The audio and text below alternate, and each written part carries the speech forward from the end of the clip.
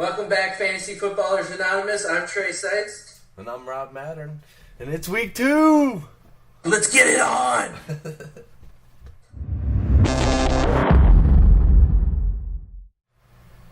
Okay, we're back with the first video of the year. Time to review week 1.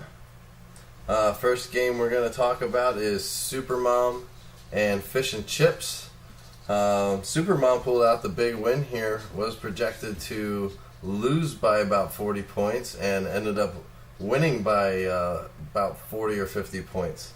Her top scorer was Matthew Stafford with 29. Fish and Chips top scorer Colin Kaepernick with 17. Final score of the game, Supermom 134, Fish and Chips 87.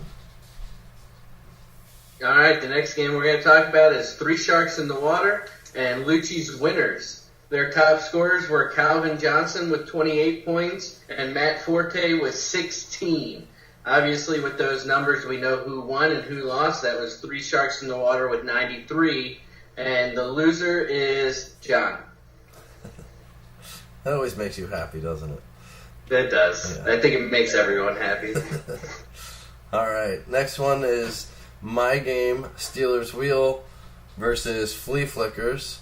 I had none of my starters show up. Of course, my bench did. Final score of the game, Flea Flickers 82, Steelers Wheel 64. My top scorer was Drew Brees with 15, and Felicia had Andrew Luck show up with a big 25. All right, then Victor's Wildcats and Master Disaster, top scorers. Julius Thomas with 28 points and Peyton Manning with 22. Thank you for throwing me all those touchdowns. I really appreciate it, Victor. That score was 112 to, hold on, it's so small I couldn't see it. Oh, that says 59. Sorry about that. I'll get this fixed next time.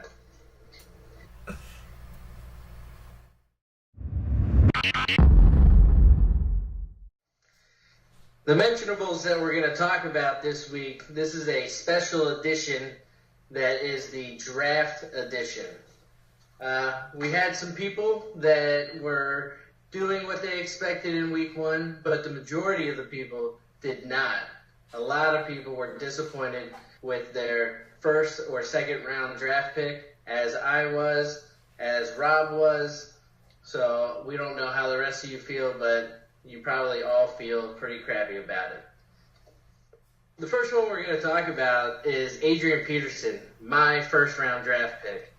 He only got 8 points versus St. Louis. I wasn't really expecting that. I was expecting him to have a higher volume of play, but he still did good with 8 points, but not what I expected out of Adrian Peterson. The rest of the season, I think he's going to climb up. I think his boost is always toward the end of the season. That's what he's known for. So he'll come around. I agree with you. I think he's going to be fine. He's Adrian Peterson, and he always does well. I think he went up against a tough St. Louis defense, but I think he'll be fine from here on out. Next one, Aaron Rodgers going up against Seattle. It was John's first-round draft pick, 4th overall pick. We tried to tell you, John, don't play Aaron Rodgers against Seattle. Play Jay Cutler. But you decided not to listen. But rest of the year, I think Aaron Rodgers is going to be just fine. I agree. Aaron Rodgers is a good play. It was hard to decide. If I would have been in that same situation, it would have been hard to decide to bench my first-round draft pick in week 1. But I would have done it, especially if 3 people told me to. What the hell? Okay, then Flea Flickers is the next one with Jamal Charles. 2 points. She played Tennessee defense. I know they're a really good defense this year. Oh, sorry, that was Seattle. Let me adjust that. But 2 points? Really? Come on, Jamal Charles. I expected a lot more out of you, and he still has to play Seattle this year. It's going to be a tough year for Jamal Charles. A lot of stuff changed. His fullback left. A lot of the offensive line has changed. Their defense doesn't look like what it did last year. I don't know. I think he falls into the top 10 running backs for the season out of the top 5. Yeah, he's a tough one to figure out. Like you said, with the offensive line change, the fullback change, the defense not being as good, they're not going to be up maybe and being able to rely on the run as much. But who knows how much Dwayne Bowe being out for the first game had to do with it too. If they could focus on him, then maybe that'll make a change. But I don't know. Going forward, Jamal Charles might, like you said, he might fall back a little bit and not be worth that first round pick. Next one, though, happens to be mine, is Eddie Lacy, who scored 4 points against Seattle. I gotta say, if you have anybody playing up against Seattle this year, it's probably just a good idea not to play them, regardless if they're your first or they're your second round pick. Eddie Lacy was my first pick of the second round, would have made him 9th overall, which was really high on this guy this year, thinking that he's going to get me points every single week. Guess it might not necessarily be the case. I think he'll be fine, though, here on out, as long as he can get over the concussion issues. You got to stick with Eddie Lacy. He's going to have a good year. First game, like you said, going against Seattle, with the exception of maybe Peyton Manning, who is playing them this year, I think you have to bench your guys. Just put somebody else in. You may even be better with leaving a spot empty if you have no one else to replace them with. I don't know. It's dangerous there. But Eddie Lacy, good play for the rest of the year. He'll finish top 5. We're going to go with Demaryius Thomas on my team, my second draft. Yay, I get to talk more crap about my team. 4 points versus Indy. Yes, he only had 4 receptions for 48 yards. That's not real bad. That is 10.2 yards every catch. So, not bad. I expected more out of my second round. My top wide receiver disappointed me. That's why I grabbed Julius Thomas also. Oh, yeah, Julius Thomas saved you this week. But, Demaryius Thomas, he uncharacteristically dropped 3 passes against Indianapolis. So you add in those other 3 receptions, maybe gives him another 30 yards. Still, you're under 10 points. But I think moving forward, I think you're fine with him. He's going to score 10-plus touchdowns this year. Next one is Arian Foster. When we were going over this list to discuss, you and I were talking about whether he was worth a second-round pick this year. He scored 9 points against Washington this past week. He was drafted by Victor's Wildcats. I don't know about him. It's the same thing last year. I'm scared of him just because of the injury-prone nature of his game. I don't know. What do you think? Yeah, I don't know too much about Arian Foster. Last year he got hurt. He had major back surgery. He's coming back. Ben Tate's not there anymore to help him out throughout the game. They changed so much in their coaching staff. The motivation isn't there by Andre Johnson anymore.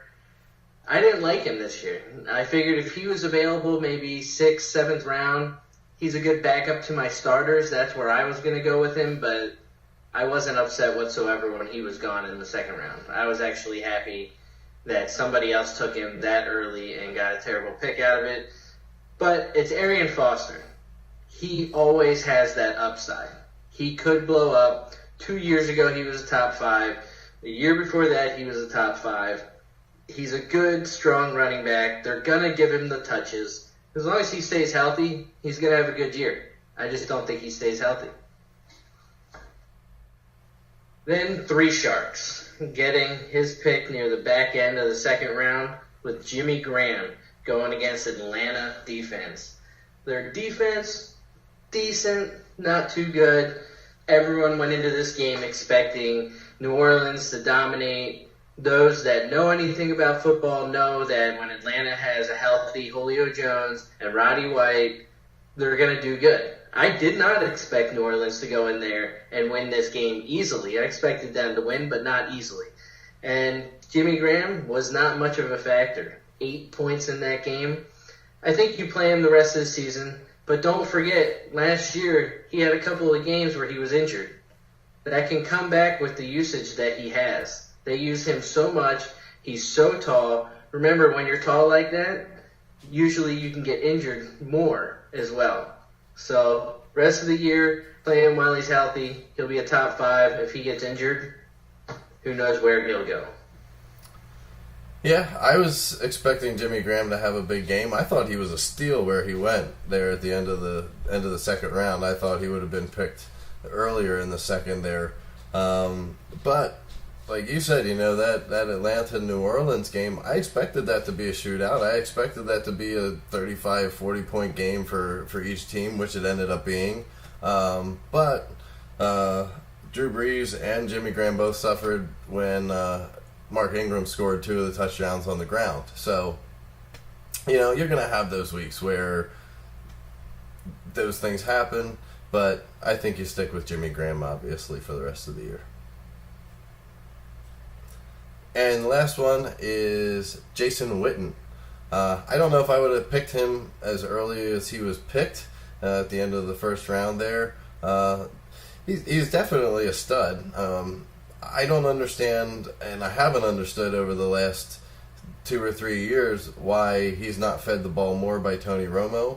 If I were Tony Romo, I was the Dallas Cowboys coaching staff, I would tell him between Des Bryant and Terrence Williams on the outside, if you look at them, they're not open, just throw the ball to Jason Witten. I have to agree with you. Jason Witten, good weapon when he's used. He is not used to his full potential. And to me, that puts him out of my top 5 tight ends. I don't look for Jason Witten. I had him back in, I think, 2011, and that's when I realized he wasn't a tight end that I really like. So if they would use him the way he should be, top 5 tight end easily, but they don't. So I say watch for better matchups on the waiver wire and possibly go week by week with him, have another tight end ready for if it's a bad matchup. Because if they're going to win and be ahead, probably sit Jason Witten and put somebody else in. Because they're not even going to throw a touchdown to him. All right. We do want to give one special shout out to Supermom for choosing 2 winners this draft in her first and second round and getting some major points out of them in the first week. Had Marshawn Lynch, who is one of my favorite fantasy players. She took him before I even had a chance to draft, which I'm still kind of mad about. And Matthew Stafford. Lynch scored 24. Stafford scored 29. So she got 53 points out of her first and second round draft picks. So kudos to you, Supermom. Good job.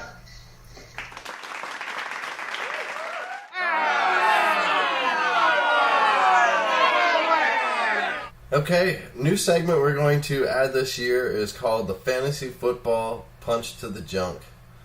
This is where we're going to talk about a team who was projected to score well and ended up not scoring well, a player who you expected to do well for you and caused you to lose a game, something of that sort. And Trey and I will talk about what we thought was the biggest bitch slap of the week and come up with a winner.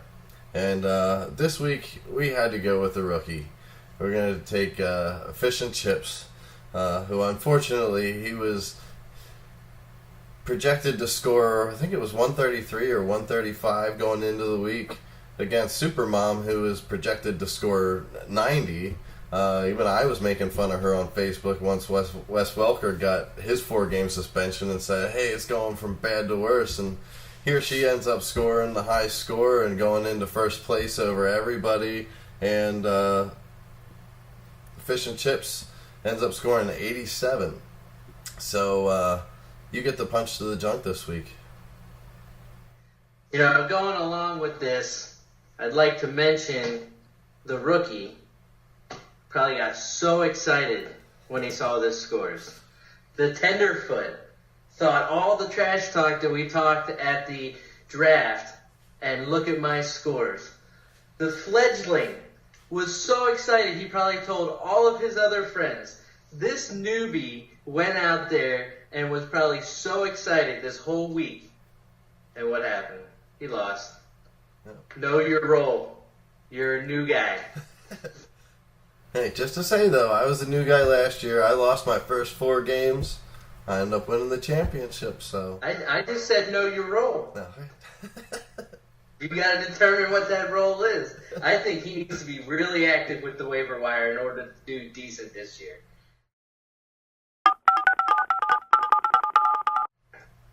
And here are your standings going into week 2. If you have questions about them, just remember the top player from each division is in first and second place. Then the top 2 scorers are in third and fourth after those 2 players. Hello? Okay, looking ahead to week 2, we're going to review the matchups that we've got. Fish and Chips and Steelers Wheel. Projected at this point, based on the rosters that are in there, I'm projected to win 119 to 112. Me and John are playing Master Disaster and Lucci's Winners. Right now, the projections show 113 to 123 in my favor. Looks like an easy win. John, I think you should play Ray Rice. Next, we got the Battle of the Broads. Undefeated Flea Flickers up against undefeated Supermom. They were both playoff teams last year, and they're looking to repeat it. But one of you guys is going to have to come out of this with a loss. So at this point, Supermom's projected to score 94 again, but we know how that worked out for her last week. And Felicia and Flea Flickers projected to score 112. 3 Sharks in the Water and Victor's Wildcats. I think the Wildcats are going to fall into the water they hate so much and get eaten by 3 Sharks. Right now, the projections are in Wildcats' favor, 124 to 106.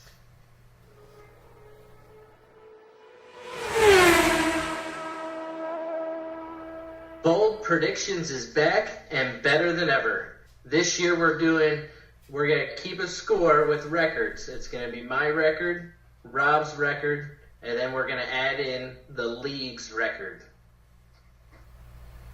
Yeah, so each week, like he said, we're going to ask one of you to submit your bold prediction as well.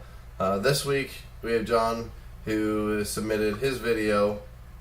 If you're unable to submit a video, though, you can just let either Trey or I know what your pick is, and we'll mention it for you in our video. All right, my bold prediction for this week is Jake Locker. If any of you don't know who that is, he's the Tennessee Titans quarterback. This week, he's going to throw for 300-plus yards and 3-plus touchdowns. I think that's a good one. I think Jake Locker is an underrated quarterback. My bold prediction, and I'm hoping that this comes true because it's about my defense. The Rams defense scored me a big fat 0 last week. No interceptions, no fumbles, 1 sack. And they also gave up, 30-some points. One way or another, they were horrible. But I'm predicting that they're going to have a bounce-back week here. That they're going to have at least 2 turnovers and hold Tampa Bay to under 20 points. And here's John's predictions. Hey everyone, it's John Carlucci of Lucci's Winners with his bold prediction for week 2 in our fantasy football season and the NFL season. I think Tom Brady will start 0-2 and he'll lose to Minnesota, who had a great game in week 1. That's my bold prediction. I hate Tom Brady and I love my Jets. Go Jets. Go Lucci's winners. Bye.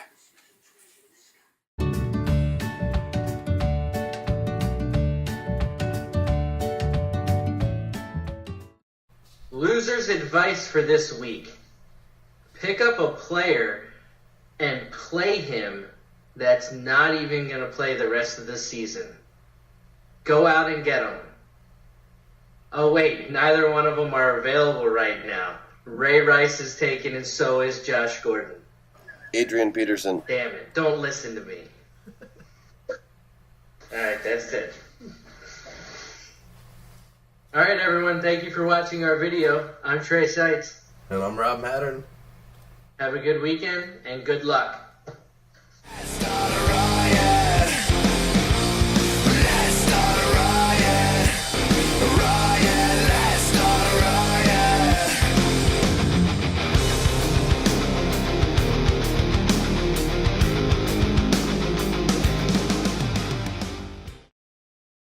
Is that better?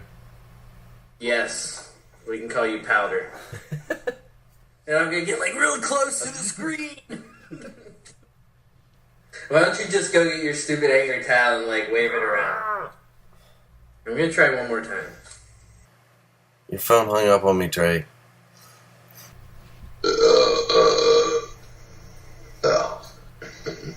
Well, I don't really think this is the mentionables. Why don't we call it the mentionables? Alright, so yeah, this will be the mentionables. Okay. Maybe I am.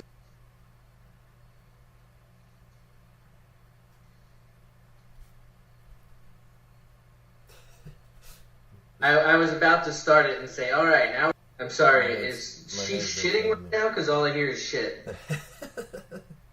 Alright, you can cut there. Then, oh yeah, I go down through AP. She's gonna be like, all you said was good job? Thanks. Ooh, that bastard. He is the Titans quarterback. Did I just say Titans really stupid? Titans. That's my bold prediction for week 1. Damn it. Just cut that last part. That's my... Cause I was ready, but then I thought I was going to fart. So I just stopped. Okay, I've been trying to figure that out since I met him. Are you trying to be a loser? Yes. I don't have a Krista mask. Maybe not put that on there. You can decide.